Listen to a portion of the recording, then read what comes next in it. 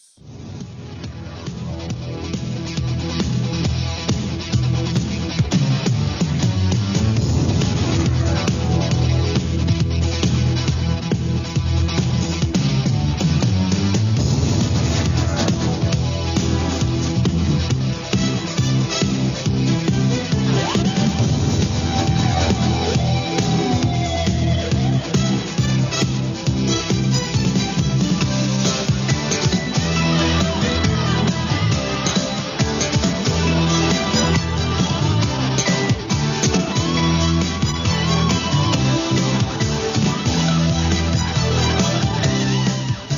Do they even on the WWE network?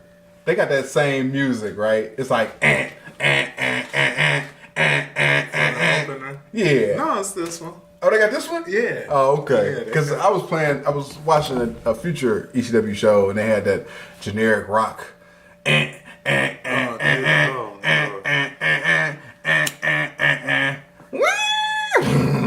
It's terrible. It sounds terrible. Yeah. But yeah, so this is on there for the ones we've reviewed thus far. On the Fuge, that's Hollywood. The great one, Hot Stuff Hollywood. And this is the Extreme Retro Review for ECW, November 16th, 1993. What were your thoughts of this show? My thoughts of this show was, I feel like ECW, and I'm not going to segue. I feel like ECW went out of its way to try to piss me off with this show. Because why on earth do you have a show that is strictly just talking about some shit that, unless you lived in Philadelphia, you wasn't going to see? So it was very super annoying. And I think it only had one match on the card, which, the rest was just them rubbing it in like, oh shoot. What was the little slogan? Maddie in the house, something that you'll always regret or some shit. Yeah, if you weren't at the November to remember, it will be a regret you'll never forget. Yeah, that's it. Like, kiss my ass. So yeah, that's my thoughts of this show. This was the post show for November to remember. Bad Company promo. Pat Tanaka is on the mic. Paul Diamond, currently on the Extreme Project, wants an empty arena match with the Public Enemy. Oh, I just love empty arena matches. Sarcasm inserted. We got Matty in the house. He's explaining the empty arena match. No cops, no fans, just the four men. I said, who's working the cameras? Coming off of November to remember, the first match that they hype is another match where nobody will watch. Right. Matty in the house is an idiot. Oh! Public Enemy responds, does a response promo. Flyboy Rocco Rock debuts the wincy, whiny voice before the serious voice. He's like, oh, Johnny, we gonna be in so much trouble. And then he gets all serious. He's like, Bad Company, we're gonna beat you up. So that's gonna be a regular occurrence. Yeah. So the serious part is the wincy part is funny, but it's not fleshed out. And then they got a slam. Then they show slam again. You didn't see it on the network, right? No. Of course not. No. They're not showing Onyx songs on a network. And it's interspersed between scenes between Bad Company and Public Enemy fighting. So we got Stetson and Hot Body. They fought the Bad Breed at November to remember. Then they lost it to the Tommy Dreamer and Johnny Gunn. And then we had a 10-second promo from the champs. Yeah, like, could they at least explain how Hot Body and Rotten's match ends with Tommy Dreamer and Johnny Gunn becoming the tag champions? Never mind that. When did Stetson and Hot Body ever defend the tag titles during this reign? I guess against motherfucking the Rottens. But I'm saying, They never hyped that match on TV. They never showcased Stetson and Hot Body on TV leading up to the November to Remember. So it was just like, oh, we got this match. And then they immediately job to the Rottens, who immediately job again to Tom Brandi and Tommy Dreamer. and then on top of that, Tommy Dreamer always said he never had a title in the original ECW. Oh, did he? Right. I got proof he's a fucking liar. Oh, wow. Huh. It's just then they cut their little whack promo and shit at the end of stuff, which I don't remember what they said. It was 10 seconds. Yeah. And maybe to his defense though, it was an Eastern title, not Extreme. Now that would be fair. Yeah. I mean, that's a fucking fine print, but other than that, he's a liar. So we got Maddie in the house spot talking about, oh shit, never mind. Post-match, November to Remember, we got Sal after his match with the Rockin' Rebel. Oh, yeah. Lead into the lights out match between Sal and Rebel. And others, if you missed it, November to Remember, it'll be a regret you won't forget. Yeah. Take a shot. Thanks. You're right. We got Maddie's spot, women's match, Sherry vignette. She's in the business. Time out. Wasn't the women's match supposed to be... Oh, wait a minute. Were you about to go into that? No, I mean, I was, but you're right. What happened to Medusa? Who knows? Oh, She just beats up some Japanese chick. And cut her eye.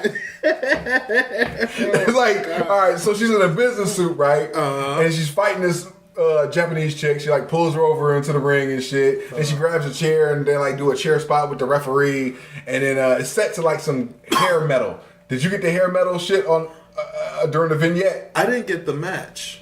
Okay, so there was no match. It was just a vignette. It was like a clip of a match. Okay, right, yeah, okay. All right. That's what I said. I said this whole show sucks asshole at this point. Come on, somebody.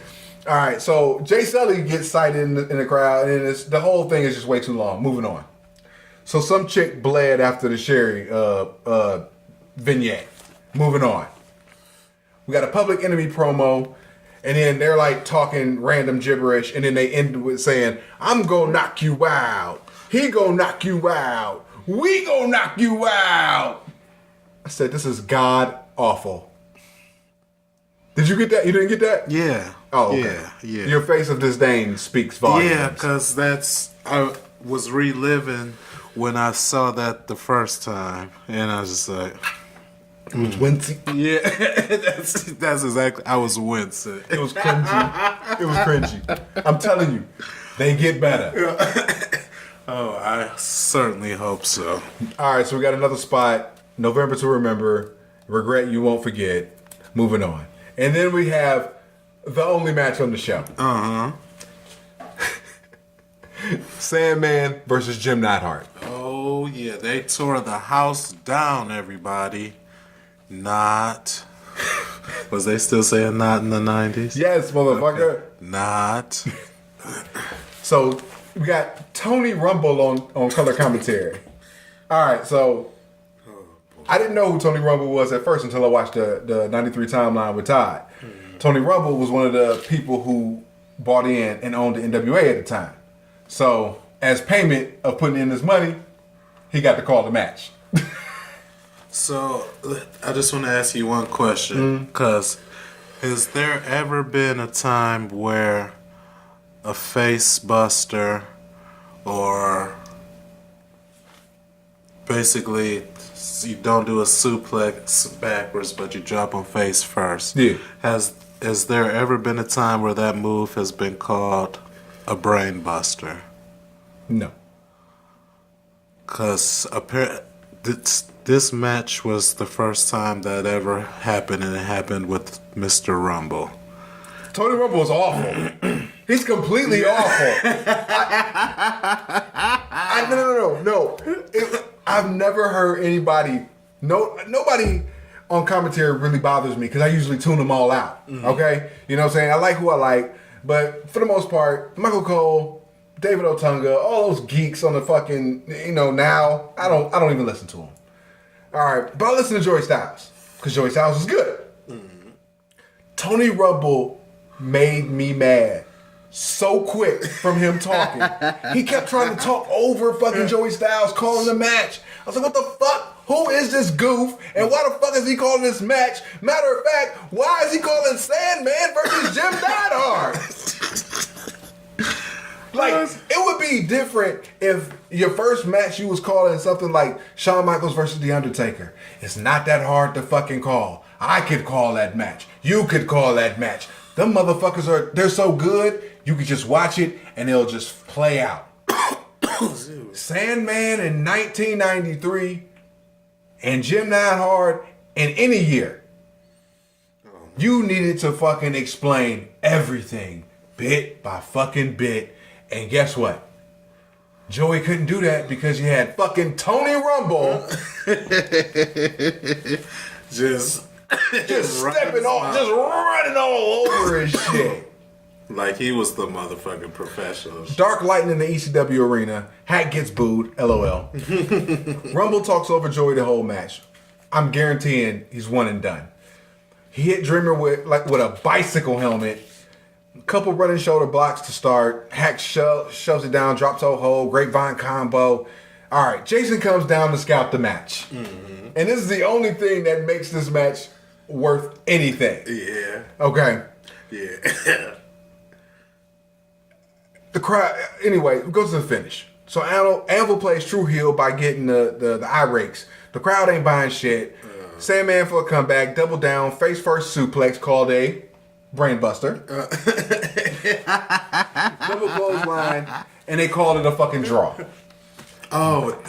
Negative infinity. The one match on the show. So apparently they're trying to keep Sandman strong.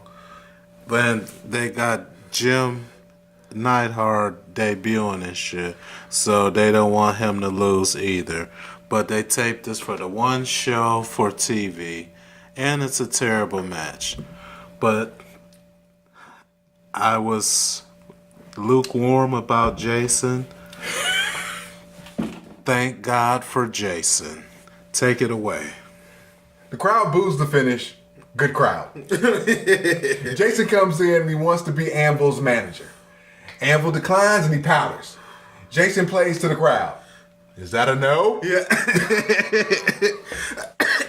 Crowd pops. He turns back to Hack. Hack's been fucking teasing, hitting him the whole time and shit. You know what I'm saying? He's still trying to work, which is a good touch. Because it's not like Hack's just standing there like a bump on the log while Jason and Anvil are doing their little shtick. Hack's still working. Hack's like, should I hit him? You know, he's playing to the crowd, trying to do some shit. You know what I'm saying? So he's kind of getting it. All right, so Jason turns to Hack. Hack declines. And then he gets a kick in the mouth. Yeah. Jason continues to beat down. Hack comes back with a slam. Then Mr. Hughes runs in. 2 sidewalk slams. Jason and Mr. Hughes are an item. Your thoughts on the post-match? When Jason kicked Sandman in the head, I popped. In a way I never saw coming and stuff. Especially after Anvil declined and walked out and stuff. Then went to Sandman, and then, you know what I'm saying, Sandman tried to beat a G and shit, and then Jason just straight up roundhouse kicked him in his head and shit. I lost my shit, man. That shit, I was like, oh, hell yeah. I said, hell yeah. I said, Jason is awesome. Jason's about to get a Sully. Jason is definitely on heel of the year. Like I know you love Eddie. I know that's your man. All right, I'll hear you out. But Jason is, this week, awesome, right? Most definitely. Next week, gets even better. So anyway, King Kong Bundy was a secret partner at the November to Remember. Yay. Whip-de fucking do. Funk promo after the match with Styles, typical wacky Terry Funk promo. Why do they even keep giving this guy promo time? Because he was beltless when he cut this promo, but we wouldn't know that because we couldn't see it. Unless you were one of the 200 or 250 people that could fit into the ECW arena, This shit's good. it's not for everyone. Ding, take a shot. Unless you're one of those 250 people, you have no clue what's going on except for the little doggy crumbs. Fuck all that. Who is the heel in this program? Okay. Terry Funk, he's always the heel. He's always been the heel. From the days of Hot Stuff International to even to today, he's tired of hiding it. That's all it is. He just used to fake the funk, and he had a lot of people fooled, and apparently he had you fooled, because he been a heel. This ain't nothing new. I asked that because he starts to choke out fucking Joey Styles while he's cutting the promo. And Joey's fucking... That's because he's a terrible human being. He's over here shivering and shaking. And I don't know about... He's fighting for his life. And I don't know about you, but I had the weirdest boner. Okay, that just went into an unexpected place. Why did Terry Funk committing an obvious crime on an announcer, a guy who goes there to perform a job to feed his family? He's not a wrestler. He's not a competitor. He hasn't had the experience of being in the ring with other dudes like Terry Funk has. So what makes him... You know what Terry Funk is? He is a bully. He only feels tough around people like Joey Styles and Peaches and stuff. But... You know what I'm saying? When it comes to real men like Hot Stuff, Eddie Gilbert, and Jimmy Superfly Snuka and stuff, then, you know what I'm saying, you start seeing the little yellow streak running down his leg. You know what I'm talking about? So we got a Matty in the house spot. His hair is luxurious. Lead into the Hawk and Anvil promo. Moving on.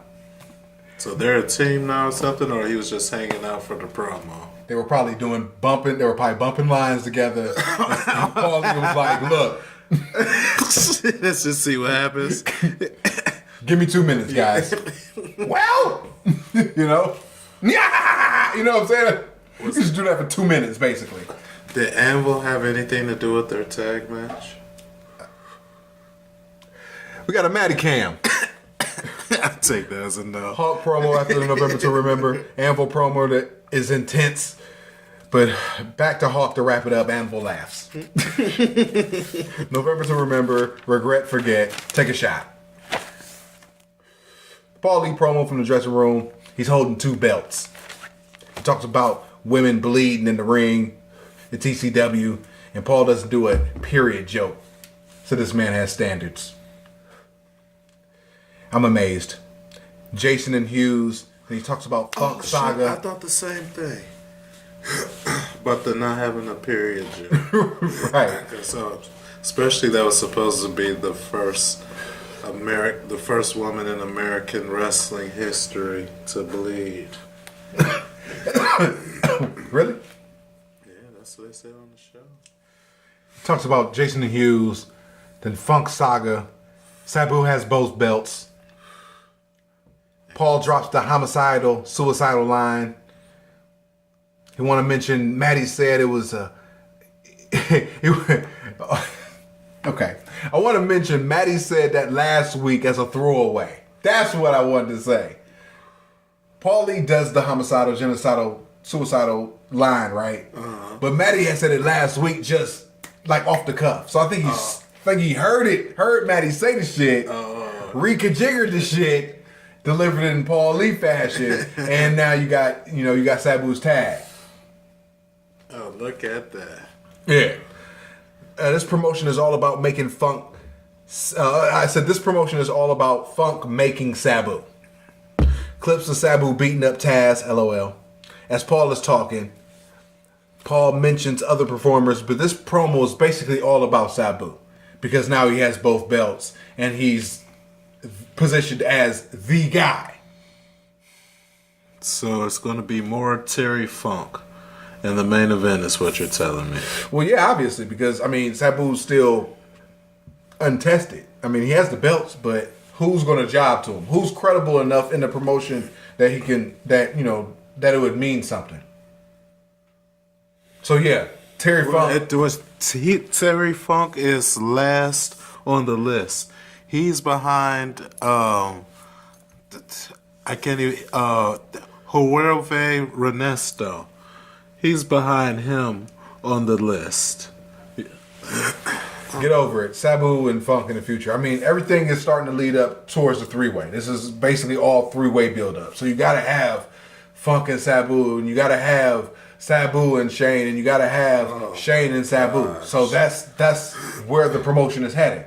It's heading towards the three-way. ECW is still going to be terrible for a while, is what you're telling me. So we got another Matty spot lead into the Public Enemy, Bad Company, Empty Arena match. Promo from Bad Company going terribly until Public Enemy jumps him. They hit him with a tire iron, and they beat him with a coat hanger, and then they knock over the cameraman, and then they do like they're laying on the ground, side shots, knock us all fucked up. Diamond, crawls over him, look like he's about to kiss him and shit, and then they go off the air. Wait a minute. There was something else. What else? There was a 911 call. Okay. That they played towards the end of the beatdown from Maddie in the house. Even though on the 911 call his name is Matt and he works for a wrestling promotion. But anyway, he was calling 911 to report the fight. And